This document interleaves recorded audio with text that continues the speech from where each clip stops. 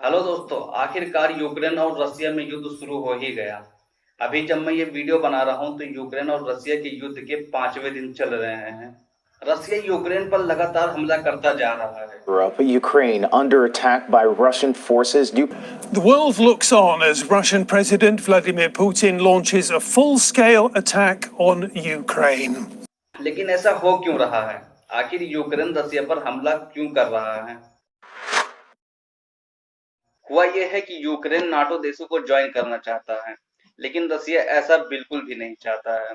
रसिया ने यह पहले ही कह दिया था कि अगर यूक्रेन नाटो देशों को ज्वाइन करेगा तो वो उस पर हमला कर देगा। और इसी चीज को लेकर रसिया और यूक्रेन में काफी दिनों से कंट्रोवर्सी चल रही है। अभी लास्ट दिसंबर को रसिया ने अपने सिक्योरिटी को लेकर अमेरिका को अपने डिमांड की एक लिस्ट भेजी। इस लिस्ट में रसिया ने मांग की है कि यूक्रेन को कभी भी नाटो देशों में शामिल न किया जाए और इसके लिए इसे लिखित में गारंटी भी चाहिए।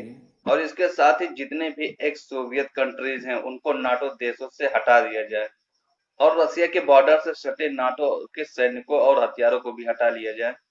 लेकिन अमेरिका ने रसिया की इन मांगों को बहुत ज्यादा बड़ी मांगे बताते हुए उन्हें मना कर दिया, जिसके कुछ दिनों बाद यूक्रेन ने रसिया पर हमला कर दिया और उसके बाद रसिया और यूक्रेन में युद्ध शुरू हो गया।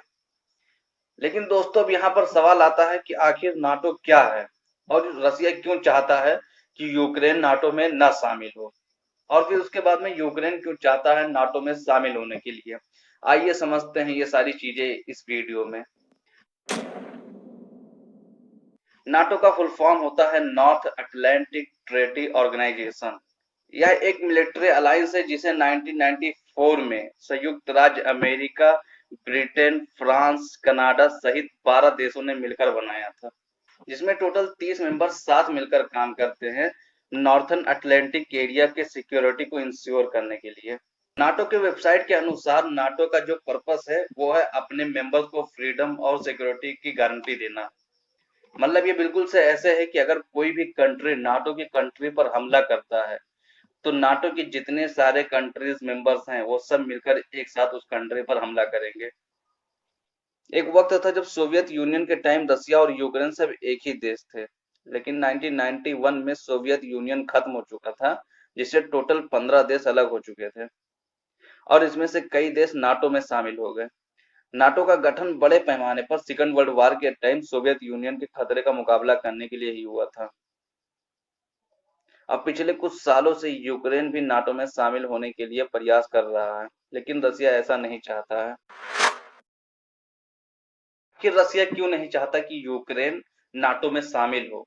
जैसे कि मैं पहले ही बता चुका हूं कि रसिया ने अमेरिका को, जो कि नाटो का प्रमुख है, उसे अपने डिमांड की एक लिस्ट भेजी थी और इस लिस्ट के डिमांड में यह भी था कि रसिया के बॉर्डर पर सटे नाटो के सैनिकों और हथियारों को हटा लिया जाए।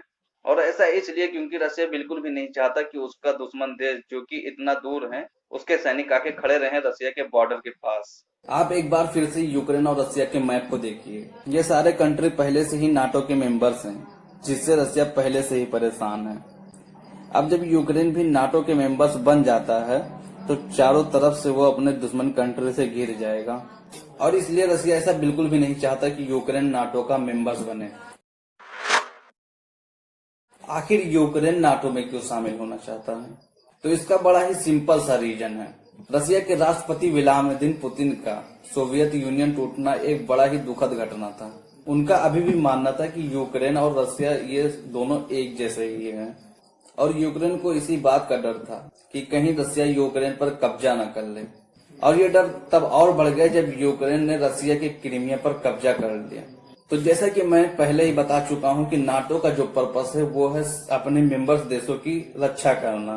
तो अगर यूक्रेन नाटो का मेंबर्स बन जाता है तो फ्यूचर में कभी भी रसिया अगर यूक्रेन पर कब्जा करेगा तो नाटो के जितने भी मेंबर्स देश हैं वो सब मिलकर यूक्रेन को बचाएंगे। तो उम्मीद है आपको ये वीडियो पसंद आया होगा और अगर आपको मेरा ये वीडियो पसंद आए तो इसे लाइक, शेयर और सब्सक्राइब जरूर करिएगा।